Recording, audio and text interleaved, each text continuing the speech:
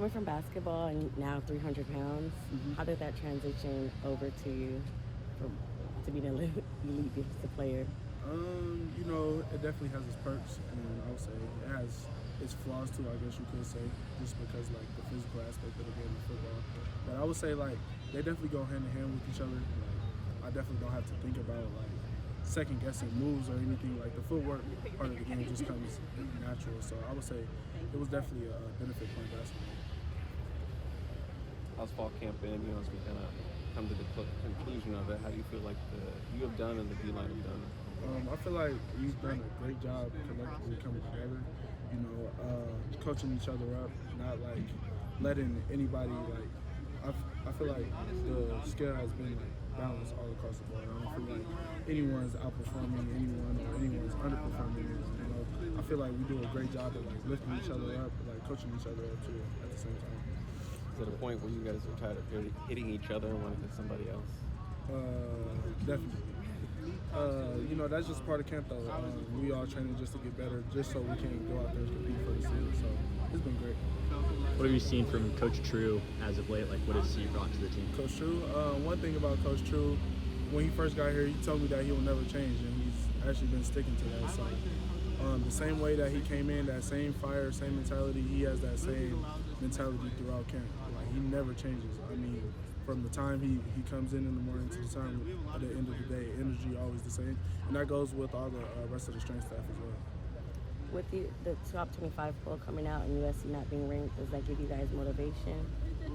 I mean, we don't really look into that, you know. We just focus on who we have that first game. And that's always been our mindset. So we just going into, if we was ranked 0, if we were ranked 100, it doesn't really matter to us.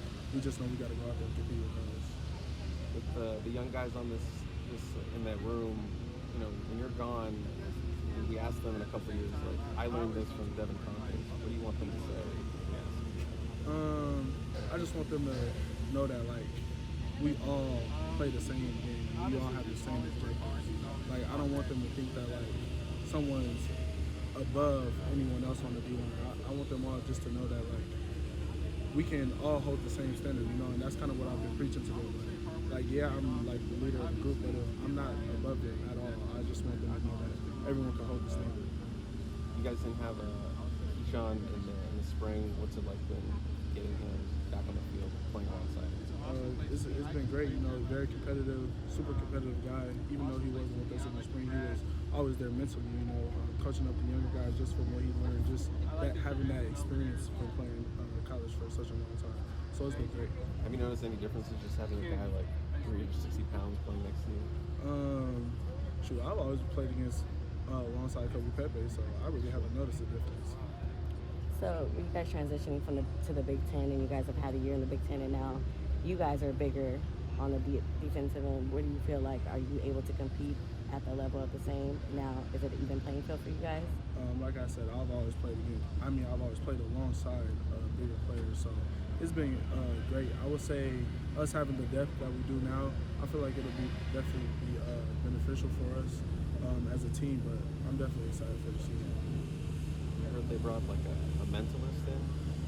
Oh yeah, the magician, mentalist guy. It was crazy. It was crazy stuff. He was reading people's minds, all crazy stuff. I wasn't really much of a believer in magic before that, but I definitely am now.